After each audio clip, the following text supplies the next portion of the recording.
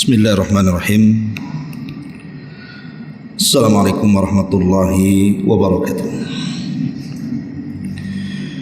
Alhamdulillah wassalatu wassalamu ala rasulillah wa ala alihi wa sahbihi wa mawalah wa la hawla wa la quwata illa billahi wa ba'du.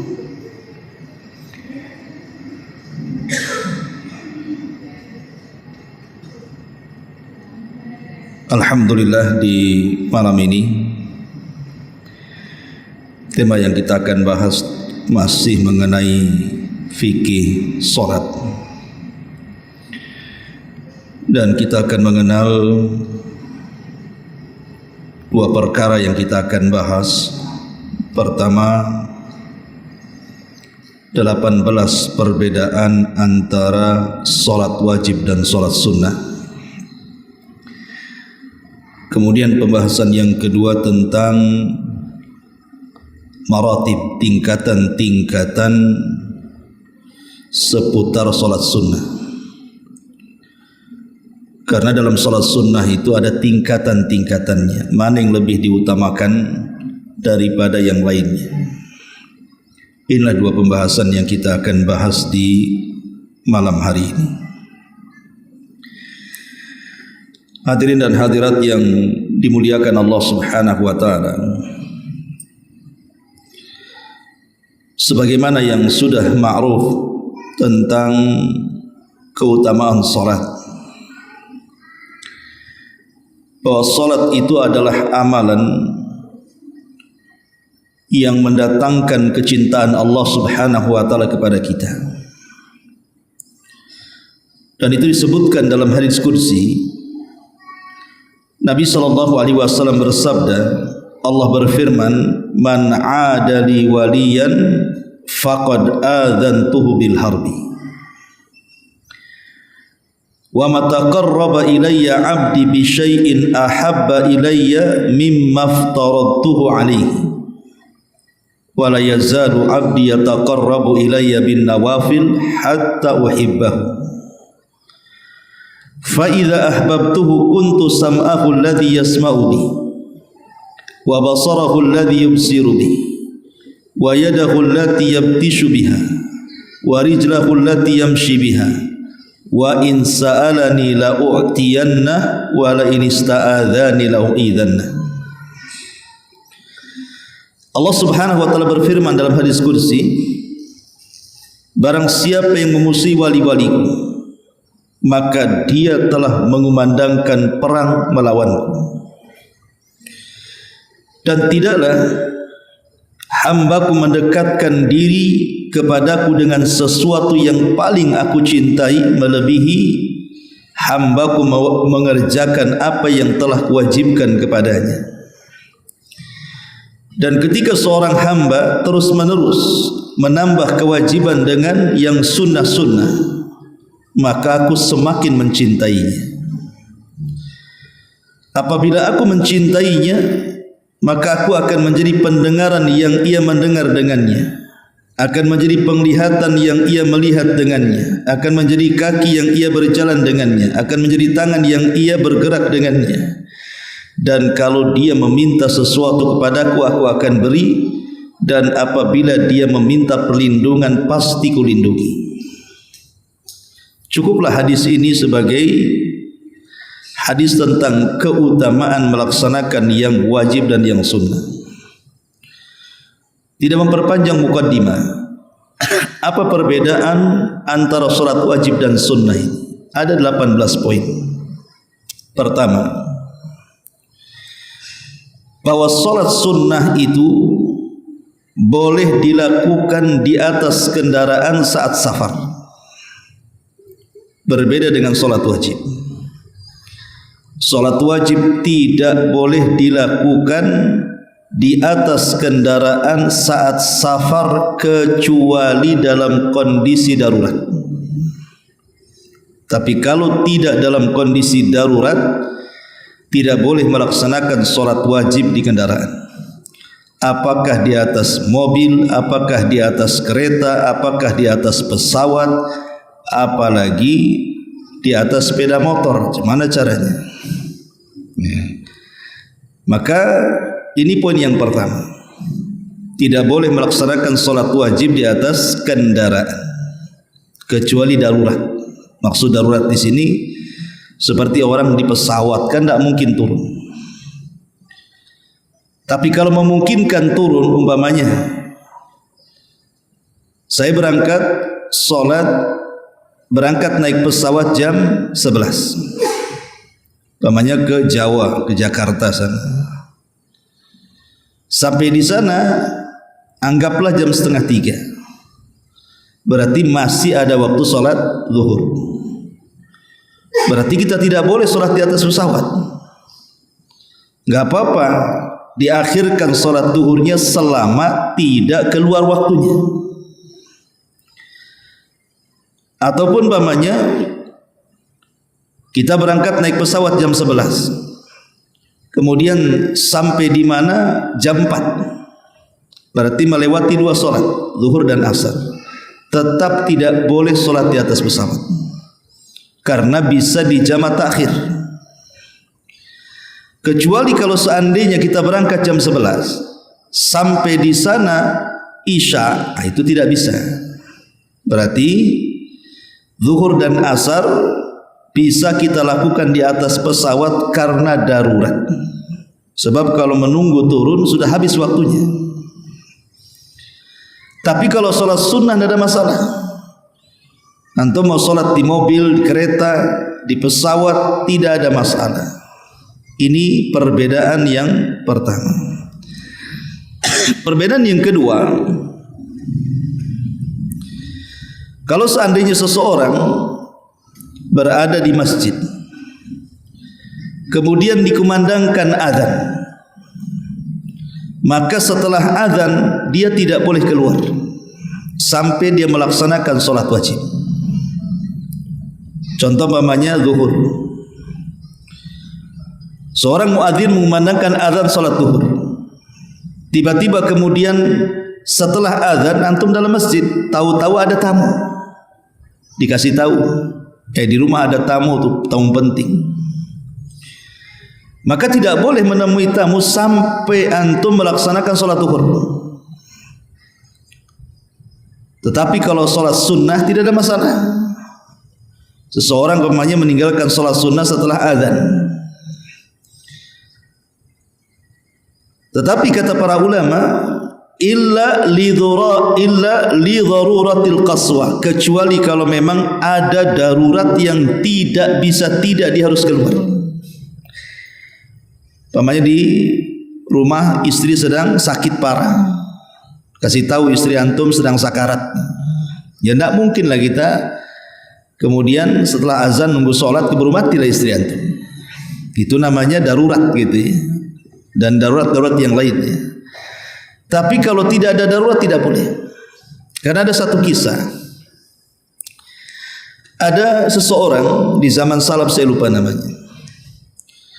Jadi dia, di zaman Imam Malik. Jadi ada seseorang yang hendak pergi haji atau umrah, mau pamitan dengan Imam Malik ataupun Sa'id bin Musayyab, pokoknya antara itulah, antara Sa'id bin Musayyab atau Imam Malik. Jadi kemudian setelah dia pamitanlah, kebetulan imam ini ada di masjid, sang alim ini ada di masjid, jadi dia pamitan. Rupanya ketika pamitan itu muadzin sedang mengumandangkan azan. Kemudian diberitahu bahwa engkau sholat dulu, tapi dia mengatakan, tidak bisa, saya harus segera pergi, nanti tertinggal dengan kawan-kawan. Akhirnya dinasihati, jangan, karena engkau menyelisih sunnah, akan terjadi sesuatu kepadamu. Betul dia memaksa keluar, akhirnya menyusul kawan-kawannya, dan yang dia ingin melaksanakan sholat di perjalanan, rupanya dia jatuh dari untanya sebagai bentuk hukuman dari Allah Subhanahu wa ta'ala. Maka ini perbedaan yang kedua. Perbedaan yang ketiga, bahwa orang yang melaksanakan sholat wajib itu, dia kalau meninggalkan sholat wajib maka dia akan dapat dosa besar, bahkan termasuk min kabairidz dzunub. Tetapi kalau orang meninggalkan sholat sunnah, tidak ada hukuman bagi dia. Kalau dilakukan dapat pahala, ditinggalkan pun tidak ada masalah itu kalau sholat sunnah. Tapi kalau sholat wajib tidak bisa. Sholat wajib itu kalau ditinggalkan dosa besar. Ini juga perbedaannya yang ketiga. Yang keempat, bahwa sholat wajib bagi laki-laki disarankan di masjid. Walaupun ada perbedaan pandangan ulama, ada yang mengatakan wajib, ada yang mengatakan sunnah muakkadah, bahkan ada yang mengatakan syarat pula gitu ya. Tapi yang jelas bahwa laki-laki itu dianjurkan sholat jamaah di masjid, kalau perempuan kan di rumah, itu afdalnya. Tetapi kalau sholat sunnah justru terbalik. Sholat sunnah itu lebih afdal dilakukan di rumah, kecuali ada beberapa pengecualian yang memang dikerjakan di masjid, seperti sholat istisqa, sholat kusuf dan yang semacamnya. Tapi pada dasarnya seluruh sholat sunnah itu afdalnya dikerjakan di rumah, walaupun tidak dilarang dikerjakan di masjid. Kita bicara afdaliyah di sini. Ini juga diantara perbedaan yang keempat. Kemudian yang kelima, bahwa sholat wajib itu sudah ditentukan waktunya. Zuhur jam sekian ke jam sekian, asar jam sekian ke jam sekian, maghrib jam sekian ke jam sekian, isya juga sama, subuh juga sama. Jadi sholat wajib itu sudah ditentukan waktunya, tidak bisa ditukar-tukar. Tidak bisa zuhur dikerjakan asar, asar dikerjakan di isya, isya dikerjakan di subuh, ya tidak bisa. Karena inna salata alal mu'minina kitaban mawquta. Salat bagi orang yang beriman itu sudah ditentukan waktu-waktunya. Berbeda dengan salat sunnah. Berbeda dengan salat sunnah. Terkadang banyak salat sunnah itu dikerjakan ngacak. Seperti antum salat sunnah wudu. Ya salat sunnah wudu ya kapan saja, penting kita wudu salat kan gitu, tanpa ditentukan waktunya. Bahkan dzatul asbab, salat-salat yang memiliki sebab itu boleh dilakukan di waktu larangan. Jadi salat-salat yang memiliki sebab itu justru boleh dilakukan di waktu-waktu yang terlarang. Seperti ba'da asar, ba'da subuh, ketika matahari di atas kepala, itu namanya waktu-waktu larangan. Tapi salat yang memiliki sebab, seperti sebab gerhana, sebab kematian, sebab berwudu, itu boleh dilakukan di waktu-waktu terlarang yang disebut dengan salatu dzatil asbab namanya, salat yang memiliki sebab. Ini yang kelima. Yang keenam, bahwa boleh bagi seorang mukmin, seorang muslim mengqadha salat wajib di waktu-waktu yang terlarang salat. Jadi boleh salat wajib itu diqadha di waktu-waktu yang terlarang seseorang itu melaksanakan salat. Seperti mamanya antum ketiduran subuh, tidur jam 1, kemudian bangun pula setengah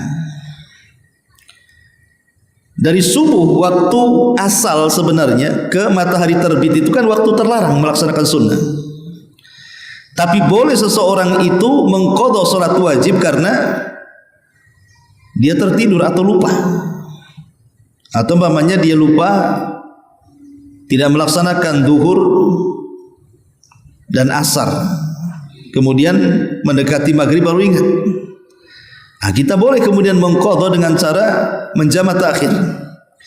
Tapi salat-salat sunnah sebagian besar, kecuali dzatul asbab yang saya sebutkan tadi, memiliki sebab, itu boleh. Tapi sholat sunnah yang tidak memiliki sebab tidak boleh. Seperti sholat sunnah mutlak, itu tidak boleh. Ya. Ini yang ke-6. Yang ke-7, bahwa sholat wajib itu didahului dengan azan dan qomat. Sholat wajib itu didahului dengan azan dan iqamah. Tapi sholat sunnah tidak. Sholat sunnah tidak didahului dengan azan dan qomat. Kemudian juga yang nomor 8, boleh mengqashar salat wajib, tidak boleh mengqashar salat sunnah. Jadi kalau salat wajib kita boleh mengqashar ketika safar. Umpamanya zuhur menjadi dari 4 menjadi 2 rakaat, asar dari 4 menjadi 2 rakaat, isya dari 4 rakaat menjadi 2 rakaat. Itu boleh mengqashar. Mengqashar itu artinya memendekkan salat. Tapi tidak boleh mengqashar salat sunnah. Umpamanya antum pengen mengqashar salat sunnah rawatib dari 2 rakaat jadi 1 rakaat. Tak bisa, jadi witir nantinya. Ya. Jadi tidak bisa mengqashar salat sunnah. Qashar itu hanya bisa di salat wajib. Ini yang ke-8. Yang ke-9, bahwa salat wajib itu tidak bisa menempel kekurangan salat sunnah. Salat wajib tidak bisa menempel kekurangan salat sunnah. Tapi salat sunnah justru bisa menempel salat wajib. Jadi kekurangan-kekurangan di dalam salat wajib itu bisa ditempel, disempurnakan dengan salat sunnah. Makanya kata para ulama, yang bisa menempel kekurangan salat wajib itu 3 perkara. Jadi namanya salat itu kan terkadang kita melamun, terkadang kita kurang tumakninah, terkadang mungkin gerakannya kurang pas. Ya ada sajalah orang salat itu, pasti ada kekurangannya. Tidak mungkin orang salat tidak ada kekurangan. Tapi bisa disempurnakan dengan 3 perkara. Pertama dengan sujud sahwi, yang kedua dengan istighfar setelah salat wirid, kemudian yang ketiga dengan salat rawatib qabliyah dan ba'diyah. Ini yang ke-9. Yang ke-10, bahwa salat wajib tidak syak lagi pahalanya jauh lebih besar dibandingkan salat sunnah. Apalagi kalau seandainya dilakukan dengan cara berjamaah, maka salat wajib itu mendapatkan pahala 25 sampai 27 tingkatan. Berbeda dengan salat sunnah. Salat sunnah walaupun dikerjakan di masjid, maka tetap pahalanya paling, kalaupun ada lipatannya ya 10 kali lipat saja. Tetapi kalau salat wajib tidak syak lagi.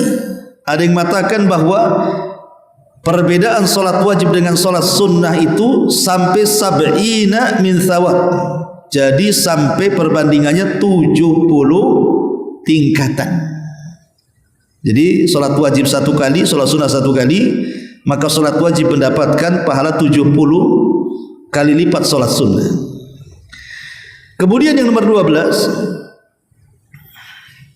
nomor 11. Yang nomor 11 adalah berdiri dalam salat wajib itu rukun. Berdiri dalam salat wajib rukun. Kalau sanggup berdiri kemudian duduk tidak sah salatnya. Itu kalau salat wajib. Tapi kalau salat sunnah walaupun sanggup berdiri tetapi kemudian duduk sah salatnya. Cuman dapat pahala separuh dari salat berdiri. Saya ulang. Jadi berdiri dalam salat wajib itu rukun. Kalau sampai ditinggalkan tidak sah salatnya. Kecuali dalam kondisi darurat seperti sakit tidak sanggup berdiri, lain itu ya. Atau dalam kendaraan dalam kondisi darurat di pesawat atau di dalam kapal ketika mencari ikan nelayan-nelayan itu, yang kalau berdiri bisa tumbang, itu darurat tuh ya. Tapi hukum asal berdiri dalam salat wajib itu rukun.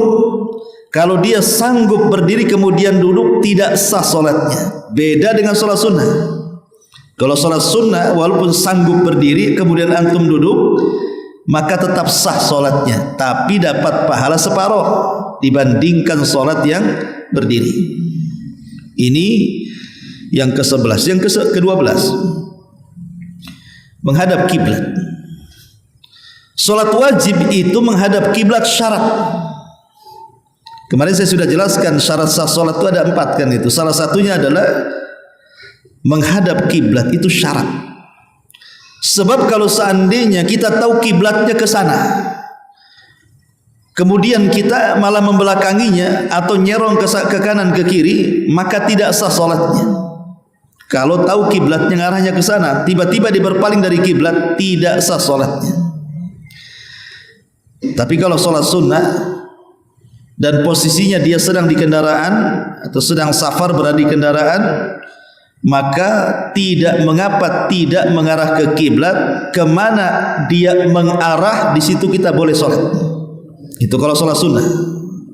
Kalau sholat wajib tidak boleh, kecuali darurat, ya gitu saja. Kemudian yang ke-13, bahwa sholat wajib itu bilangannya terbatas. Jadi sholat wajib itu bilangannya terbatas. Maghrib ya 3 rakaat, Isya 4 rakaat, subuh 2 rakaat, duhur asar 4 rakaat, terbatas dia segitu saja. Tapi kalau sholat sunnah tidak terbatas, apalagi sholat sunnah mutlak. Pemanya antum datang ke masjid di waktu Jumat pagi-pagi, khotib belum datang, sholat sunnah saja 2 rakaat salam, nanti bangkit lagi 2 rakaat salam, bangkit lagi, tanpa harus dihitung rakaatnya. Ya bisa sampai ratusan rakaat kan begitu. Atau sholat malam tanpa dibatas 2 rakaat salam, 2 rakaat salam, yang penting 2 rakaat salam, 2 rakaat salam. Tapi kalau sholat wajib tidak bisa. Sholat wajib itu terbatas bilangan rakaatnya. Ini yang ke-13. Yang ke-14, meninggalkan sholat wajib itu bisa kafir. Orang yang meninggalkan sholat wajib itu bisa kafir. Tapi yang meninggalkan sholat sunnah tidak bisa dikafirkan. Tapi orang yang meninggalkan sholat wajib itu ada yang berpendapat walaupun 1 kali bisa kafir. Walaupun sudah saya jelaskan bahwa lihat dia meninggalkannya. Kalau meninggalkannya karena malas tapi masih meyakini kewajibannya, sebagianlah mengatakan fasik saja, tapi ada yang mengatakan kafir. Tapi yang jelas bahwa dikhawatirkan orang yang meninggalkan sholat wajib itu bisa keluar dari Islam. Berbeda orang yang meninggalkan sholat sunnah. Ini yang nomor 14. Yang nomor 15, sholat wajib itu tidak bisa digugurkan dalam kondisi apapun. Jadi sholat wajib itu tidak bisa digugurkan dalam kondisi apapun. Dia kewajiban mutlak. Baik antum sehat, baik antum sakit, baik antum mukim, baik antum safar, baik antum dalam kondisi kritis sekalipun, selama otaknya masih ada dan masih sadar kalau diingatkan, tidak bisa ditinggalkan. Dalam kondisi aman, dalam kondisi perang, dalam kondisi tidak ada musibah, dalam kondisi sedang ada musibah, tetap dilaksanakan. Tapi kalau sholat sunnah tidak. Sholat sunnah itu boleh ditinggalkan, tapi sholat wajib tidak bisa ditinggalkan dalam kondisi apapun.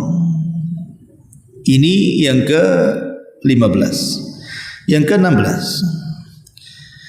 sholat wajib bisa dijama'. Sholat wajib bisa dijama', tapi sholat sunnah tidak bisa dijama'. Menjama' zuhur dengan asar boleh, atau maghrib dengan isya tidak ada masalah, baik ditarik ke bawah atau ke atas, takhir dan takdim. Tapi sholat sunnah tidak bisa dijama'. Pemanya antum sibuk mau rawatib zuhur, tidak sempat, ya sudah nanti saya jama' malam-malam semuanya, nggak bisa. Ya. Ini juga yang ke-16. Yang ke-17, bahwa sholat wajib bisa dilakukan ketika mukim dan safar. Tetapi sholat sunnah itu, ada sholat-sholat sunnah yang tidak boleh dikerjakan ketika safar. Ada sholat sunnah yang tidak boleh dikerjakan ketika safar. Sholat apa itu? Rawatib, qobliyah dan ba'diyah. Itu hanya boleh dikerjakan ketika mukim saja. Kalau antum safar tidak boleh sholat rawatib, karena Rasul tidak pernah melakukannya kecuali 1, qobliyah subuh. Nabi SAW tidak pernah meninggalkan qobliyah subuh. Kenapa? Karena besarnya pahala. 2 rakaat subuh itu lebih besar daripada dunia dan isinya. Makanya Rasul tidak pernah meninggalkannya. Tapi qobliyah dan ba'diyah dari 10 rakaat rawatib itu Rasul tidak pernah mengerjakan ketika safar. Jadi kalau antum safar tidak perlu mengerjakan rawatib, karena Rasul tidak pernah, kecuali 2 rakaat subuh. Dan yang terakhir sujud sahwi. Memang ini terjadi khilaf ulama ya. Al-Imam Ibnu Qudamah rahimahullah ta'ala mengatakan mau sujud sahwi baik sunnah ataupun wajib sama hukumnya, kecuali pendapat Muhammad ibn Sirin tidak. Sujud sahwi ketika sholat wajib, wajib hukumnya. Sujud sahwi ketika sunnah, sunnah hukumnya.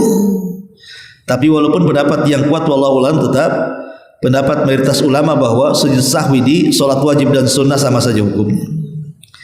Inilah 18 perkara yang disebutkan para ulama tentang perbedaan sholat wajib dan juga sholat sunnah. Kita masuk pada pembahasan yang kedua tentang tingkatan-tingkatan sholat sunnah. Sholat sunnah itu kan ada tingkatan-tingkatannya, kawan. Dan sholat sunnah itu banyak. Ya. Ulama mengatakan bahwa kalau kita melihat tingkatan sholat tentu ya yang paling tinggi sholat wajib yang 5 waktu kemudian ditambah dengan Jumat. Itu udah nggak perlu dibahas lagi karena itu memang kewajiban kita. Zuhur, asar, maghrib, isya, subuh dan sholat Jumat itu sudah tidak syak lagi bagi seorang muslim dan tidak boleh ditinggalkan. Tapi kita tidak bercerita sholat wajib, kita bercerita tentang tingkatan sholat sunnah. Maka para ulama mengatakan bahwa sholat sunnah itu terbagi menjadi 3 tingkatan. Tingkatan yang pertama itulah yang disebut dengan sunnah muakkadah namanya. Sholat sunnah muakkadah. Apa bedanya sunnah biasa dengan muakkadah itu?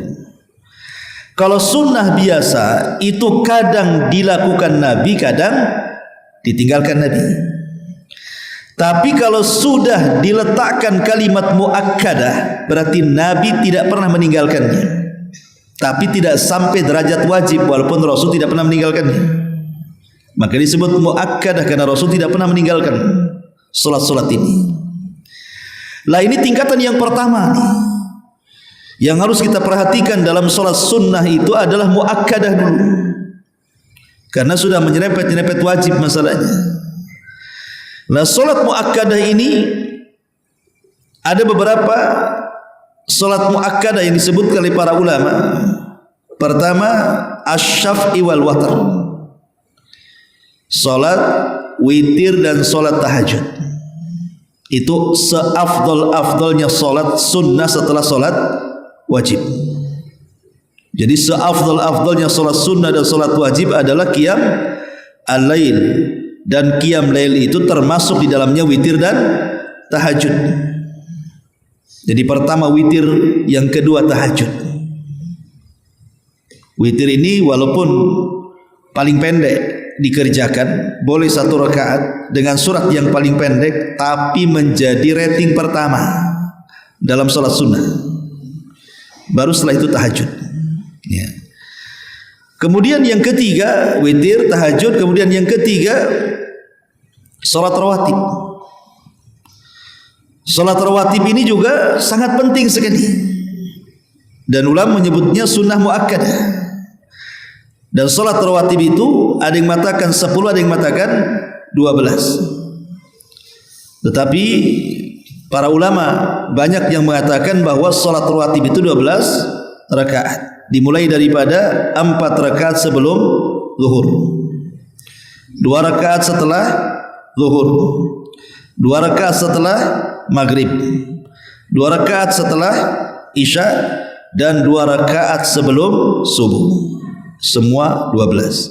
Bagi yang menghitung 10 berarti sebelum zuhur hanya 2 rakaat. Bagi yang menghitung 12 sebelum zuhur 4 rakaat. Itu saja perbedaannya.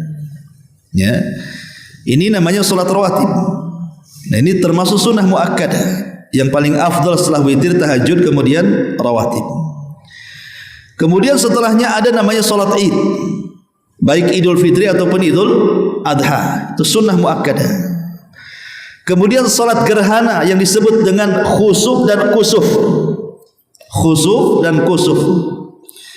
Kalau khusuf itu gerhana bulan, kalau kusuf itu gerhana matahari. Itu sunnah muakkadah. Kemudian juga salat tarawih di bulan Ramadan, maka itu juga sunnah muakkadah. Kemudian salat istisqa, salat minta hujan, itu juga sunnah muakkadah. Kemudian salat duha.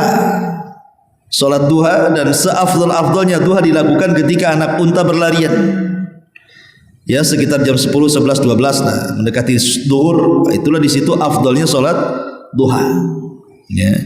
Lah inilah yang disebut dengan sunnah muakkadah. Inilah salat sunnah yang paling afdal dari semua salat sunnah yang ada.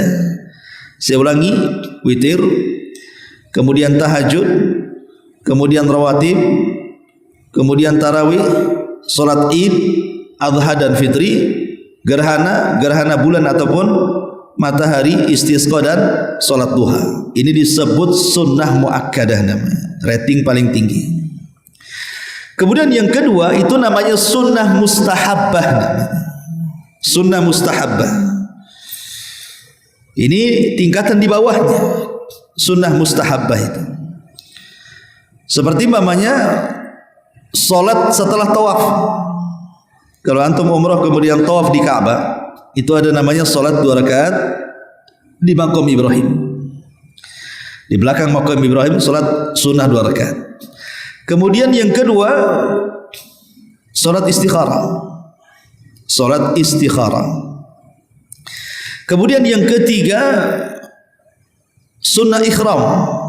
Jadi kalau kita dari Madinah kemudian pakai pakaian ikhram di Dzul Hulaifah, maka setelah dipakai ikhram, di situ ada salat 2 rakaat di Dzul Hulaifah. Itu sunnah mustahabbah. Kemudian juga tahiyatul masjid. Ada yang mengatakan tahiyatul masjid ya sunnah muakkadah, yang mengatakan sunnah mustahabbah. Kemudian salat sunnah wudu. Salat sunnah wudu. Setelah wudu salat sunnah. Selama masih belum kering. Jadi antum wudu masih ada basah-basah, maka disunnahkan 2 rakaat wudu. Ada yang mengatakan kalau sudah kering, sebagian mengatakan tidak ada sunnah lagi. Kemudian yang berikutnya adalah 2 rakaat sebelum maghrib.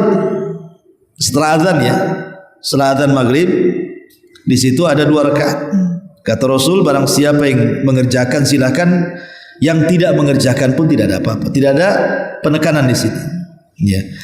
Kemudian juga 2 rakaat sebelum isya. 2 rakaat sebelum isya itu sunnah mustahabbah. Kemudian juga 4 rakaat sebelum asar. 4 rakaat sebelum asar itu disebut sunnah mustahabbah namanya. Kemudian 2 rakaat setelah zuhur. 2 rakaat setelah zuhur maksudnya selain rawatib, berarti 4 rakaat dengan rawatib 2 rakaat ditambah 2 rakaat lagi. Jadi 4 rakaat gitu ya. 2 rakaatnya kan rawatib, masuknya ba'diyah. Kalau ditambah lagi 2 rakaat menjadi sunnah mustahabbah namanya. Ya. Atau sebagian para ulama salat di antara 2 azan. Makanya ada salat sebelum Jumat, sebelum khatib naik mimbar itu, ketika muadzin mengumandangkan azan, kan banyak orang salat itu. Ya. Kalau tujuan salat itu adalah sunnah mustahabbah, maksudnya berdasarkan keumuman hadis Nabi SAW, baina kulli adzanaini salatun, di antara 2 azan itu ada salat, maksudnya azan dan iqamah, tidak ada masalah, lakukan aja antum. Itu sunnah. Tapi kalau yang dimaksud di situ adalah qabliyah Jumat, maka tidak dikenal qabliyah Jumat. Yang ada qabliyah zuhur. Jadi lihat dia sedang salat apa. Kalau dia mengatakan di qabliyah Jumat dikiaskan kepada qabliyah zuhur, ya ini tidak bisa, namanya qiyas ma'al farik, tidak cocok kiasnya. Karena zuhur dengan Jumat berbeda, rekatnya berbeda, kaifiyahnya juga berbeda. Jumat ada khutbahnya, zuhur enggak ada khutbahnya. Tapi kalau yang dimaksud 2 rakaat di sini artinya sunnah mustahabbah berdasarkan keumuman hadis bahwa di antara dua azan, maksudnya di antara azan dan qomat ada sunnah di situ, tidak ada masalah, salat saja. Berarti kita melaksanakan sunnah mustahabbah, bukan qabliyah Jumat. Bisa dipahami? Ya. Nah, ini namanya tingkatan yang kedua, sunnah mustahabbah. Di sana ada sunnah-sunnah yang lain yang di bawahnya. Seperti mamanya melaksanakan sholat sunnah sebelum safar atau setelah safar. Ya, mamanya sebelum safar ke masjid sholat, kemudian safar, pulang dari safar ke masjid lagi sholat, kemudian pulang itu. Walaupun ada khilaf ulama tentang masalah, tapi yang jelas bahwa inilah tingkatan-tingkatan daripada sholat sunnah. Ma'asyiral muslimin yang dimuliakan Allah Subhanahu wa taala. Dan kita tahu bahwa sholat sunnah itu ada yang dikerjakan di malam hari dan ada yang dikerjakan di siang hari. Adapun sholat sunnah yang dikerjakan di malam hari dimulai daripada sholat ba'diyah maghrib. Kan maghrib sudah malam tuh. Berarti di situ ada ba'diyah maghrib. Dimulai dari situ. Itu sudah sholat sunnah malam hari. Kemudian ditambah dengan 2 rakaat sebelum isya, itu namanya sholat sunnah mustahabah, bukan rawatib. Karena sebelum isya tidak ada qobliyah. Yang ada sholat sunnah rawatib setelah adzan. Berdasarkan keumuman hadis, di antara 2 adzan itu qomat, di antara 2 adzan itu sholat, maksudnya setelah adzan dan sebelum qomat. Kemudian dilanjut setelah isya, itulah rawatibnya. Ya, rawatib setelah isya 2 rakaat. Kemudian juga setelah isya boleh dilakukan sholat witir walaupun belum tidur. Kalau dia menganggap tidak akan bisa bangun tengah malam, maka lakukan rawatib sholat witir sebelum tidur setelah isya. Kecuali kalau dia bisa melakukan di sepertiga malam, lebih afdal lagi. Kemudian juga sholat tahajud tengah malam. Sholat tahajud tengah malam itu juga termasuk sholat-sholat sunnah di malam hari. Atau kalau di bulan Ramadan namanya taraweh. Nah, itu juga sholat yang dilakukan di malam hari. Atau kebetulan terjadi gerhana bulan, ya kan, bulan di malam hari kan itu ya. Atau kebetulan ada orang yang meninggal di malam hari, nah, itu juga. Maka selain itu sholat sunnah dikerjakan di siang hari. Tapi ada sholat sunnah mutlak. Sholat sunnah mutlak ini adalah sholat sunnah tanpa batas, dan itu kalau dilihat daripada tingkatan yang 3 tadi, dia masuk pada tingkatan ketiga sholat sunnah mutlak itu. Jadi tidak ada waktunya sholat sunnah mutlak. Kapanpun antum ingin sholat lillahi ta'ala, tidak ada masalah. Seperti dalam sunnah, dalam puasa juga ada puasa mutlak namanya. Tidak harus Senin, tidak harus Kamis, tidak harus Daud, tidak harus menunggu ayamul bid, tidak. Saya ingin puasa saja, tetapi lillahi ta'ala, karena Allah. Tetapi jangan pula di hari Jumat atau hari Sabtu bersendirian, kecuali sebelum dan sesudahnya puasa kan gitu ya. Maka puasa mutlak boleh kapanpun puasa dalam rangka niat karena Allah. Begitu juga sholat sunnah mutlak namanya. Antum sholat sunnah saja lillahi ta'ala, nah, itu namanya mutlak. Ya, seperti sebelum khatib naik mimbar, antum sholat sesuka antum lah. Itu namanya mutlak kan gitu. Mau 100 rakaat tidak masalah, yang penting 2 rakaat salam gitu. Ini namanya sholat sunnah mutlak. Ini tingkatan yang ketiga yang tadi. Ma'asyiral muslimin yang dimuliakan Allah Azza wa Jalla. Dan perlu diketahui bahwa ada beberapa sholat sunnah itu yang dianjurkan diqadha. Sangat dianjurkan diqadha bagi yang tidak pernah meninggalkannya. Seperti antum suka tahajud, tidak pernah meninggalkan tahajud. Sekali-kali antum entah kenapa ketiduran atau apa, akhirnya bablas salat tahajud, maka bisa diqadha di siang hari. Diqadha di siang hari untuk mengqadha tahajudnya. Ataupun sholat sunnah witir atau qobliyah subuh. Qobliyah subuh antum bisa mengqadha setelah terbit matahari di waktu duha. Jadi matahari dia meninggi 1 tombak. Karena antum tidak pernah meninggalkan 2 rakaat qobliyah subuh sekali-kali entah ketiduran sampai di masjid sudah azan subuh, sudah qomat subuh, sehingga tidak bisa melaksanakan 2 rakaat qobliyah subuh, maka antum bisa lakukan setelah terbit matahari. Masuknya waktu duha, di permulaan waktu duha kita lakukan 2 rakaat subuh, itu namanya qadha. Atau antum tidak melaksanakan qobliyah zuhur. Qobliyah zuhur karena ada tamu sibuk, akhirnya datang sholat zuhur aja, ya sudah, kita bisa mengqadha setelah zuhur atau setelah asar, boleh. Ya, jadi ada beberapa sholat sunnah itu yang bisa diqadha. Nah, ini juga penting ya, merinci seperti ini supaya kita memahami tentang kedudukan sholat sunnah. Ya. Wallahu a'lam bishawab. Inilah diantara rincian-rincian sholat sunnah. Adapun keutamaan sholat sunnah sendiri saya akan sebutkan 5 saja untuk menutup kajian kita. Yang pertama tadi sudah saya sebutkan di muqaddimah, bahwa sholat sunnah atau memperbanyak sholat sunnah tadi menyebabkan kita mendapatkan kecintaan Allah Azza wa Jalla. Yang kedua, memperbanyak salat sunnah, maka kita bisa menempel yang wajib-wajib. Nabi SAW mengatakan, Inna awwala ma yuhasabun nas bihi yaumal qiyamah min a'malihim as-salatu. Qala yaqulu rabbuna azza wa jalla li malaikatihi wa huwa a'lam umdhuru fi salati abdi atammaha am naqasaha fa in kanat tammah kutibat lahu tammah wa in kana intaqasa minha syai'an qala umdhuruha lil abdi min tatawwu'in fa in kana lahu tatawwu qala atimmu li abdi faridatahu min tatawwu'ihi thumma tu'khadul a'malu ala dzalikum. Kata Nabi SAW, awal yang pertama kali dihisab pada hari kiamat bagi manusia adalah salatnya. Kemudian Allah berfirman kepada para malaikatnya, lihatlah wahai malaikatku kepada hamba-hambaku yang salat itu. Kalau mereka melaksanakan salat wajib secara sempurna, catat kesempurnaan salatnya. Tapi kalau seandainya kau melihat ada kekurangan dalam salat wajib hambaku, lihat sunnahnya. Lihat sunnahnya, lihat salat-salat sunnahnya. Kalau dia memang melaksanakan banyak sunnah, maka sempurnakan wajibnya. Menunjukkan bahwa keutamaan salat sunnah itu bisa menempel yang wajib. Ini yang kedua. Yang ketiga, salat sunnah ini bisa membawa berkah dalam rumah. Karena Rasulullah SAW mengatakan, ij'alu, jadikan al-iktsar min ada'in nawafil min buyutikum min salatikum wala tattakhiduha qubura. Jadikanlah perbanyak melaksanakan salat sunnah di rumah-rumah kalian dari salat-salat kalian, dan jangan jadikan rumah kalian seperti kuburan.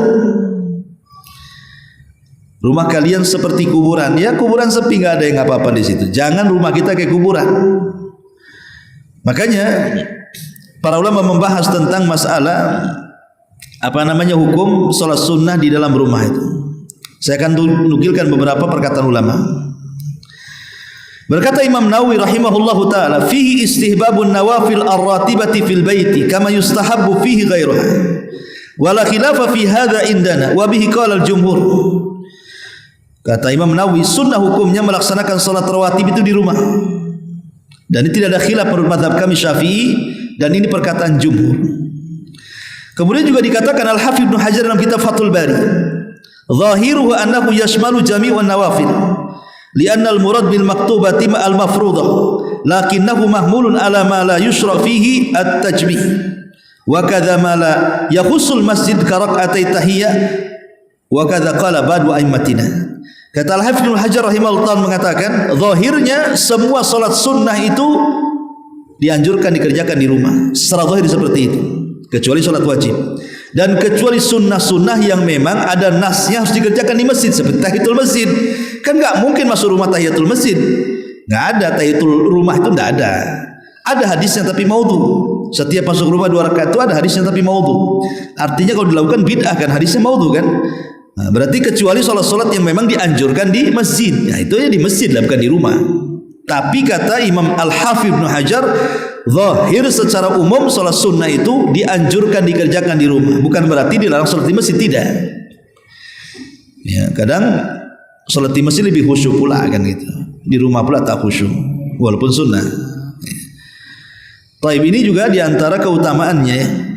Kemudian yang keempat diantara keutamanya asbab lisuhuli dukhulil jannah, memudahkan seseorang itu jalannya menuju surga. Ada seorang sahabat namanya Rabi'ah ibn Ka'ab al-Aslami, masih 10 tahun. Ya, masih belum balik. Tapi dia suka membantu Rasul. Kalau malam itu dia jarang tidur dia. Takut Rasul mau apa-apa gitu kan. Kalaupun dia tertidur itu ya paling sambil nyandar di depan pintu rumah Nabi. Takut Nabi bangun malam butuh air untuk wudu, butuh siwak, butuh sendal. Pokoknya Rabi'ah ibn Ka'ab al-Aslami ini walaupun 10 tahun usianya, tapi suka membantu Rasul. Jadi Nabi SAW kemudian melihat kegigihan anak kecil Rabi'ah ibn Ka'ab al-Aslami ini. Dia ingin membalas kebaikannya dan mengatakan, ya Rabi'ah, mintalah sesuatu kepadaku, aku akan beri. Maka Rabi'ah kemudian terpikir sejenak, tiba-tiba dia mengatakan, as'aluka murafaqataka fil jannah, atau as'aluka ma'aka fil jannah. Ya Rasul, aku hanya meminta jadikan aku temanmu di surga. Umur 10 tahun tuh ngomong gitu. Kalau sekarang antum ngomong sama anak antum 10 tahun, minta apa dah? Gadget bi, handphone. Nah, itu aja yang dia pikir dia. Anak sekarang mana kepikiran surga? Bapaknya aja nggak kepikiran surga. Anaknya ya kurang lebih saja. Ya. Jadi ini umur 10 tahun ngomong begitu kan. Tapi Rasul mengatakan, baik, aku akan kabulkan, tapi tolong, kata Rasul, bantu untuk mengabulkan cita-cita menjadi temanku di surga. Fa'inni ala nafsika bi kasratis sujud. Tolonglah dirimu perbanyak sujud. Maksudnya perbanyak salat sunnah selain salat wajib. Ya, ini menunjukkan bahwa salat sunnah, orang memperbanyak salat sunnah itu memudahkan orang masuk surga.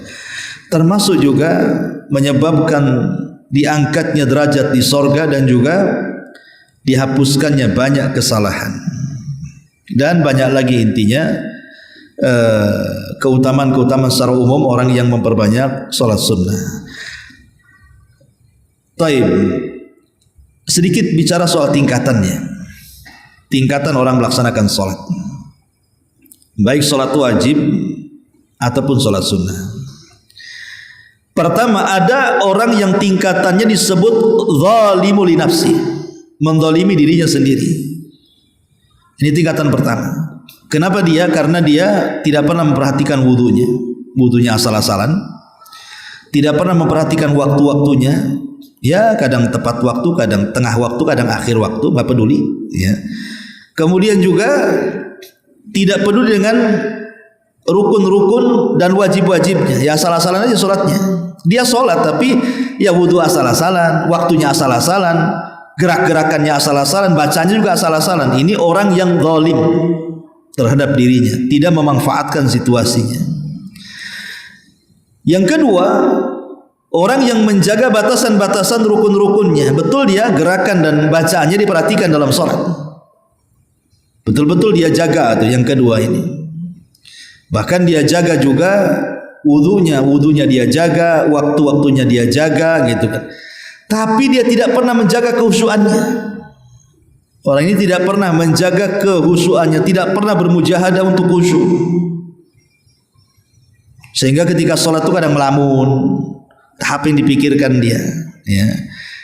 Maka yang seperti ini tingkatan kedua nih. Ya, orang seperti ini pun masih dianggap buruk sholatnya.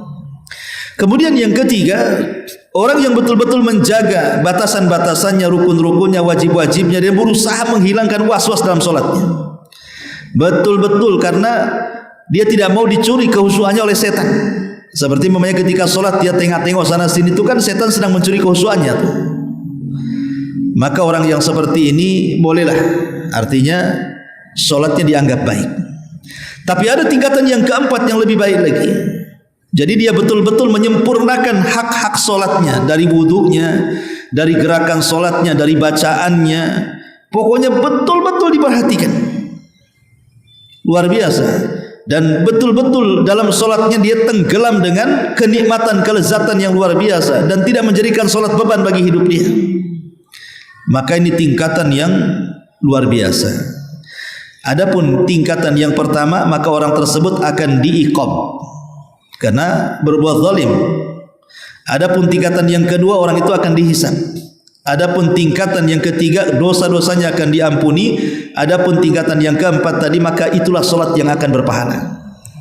Itulah diantara 4 tingkatan salat yang disebutkan para ulama. Wallahu a'lam bishawab. Subhanaka bihamdika asyhadu an la ilaha illa anta astaghfiruka wa atubu ilaik. Allahu ta'ala alam. Assalamualaikum warahmatullahi wabarakatuh.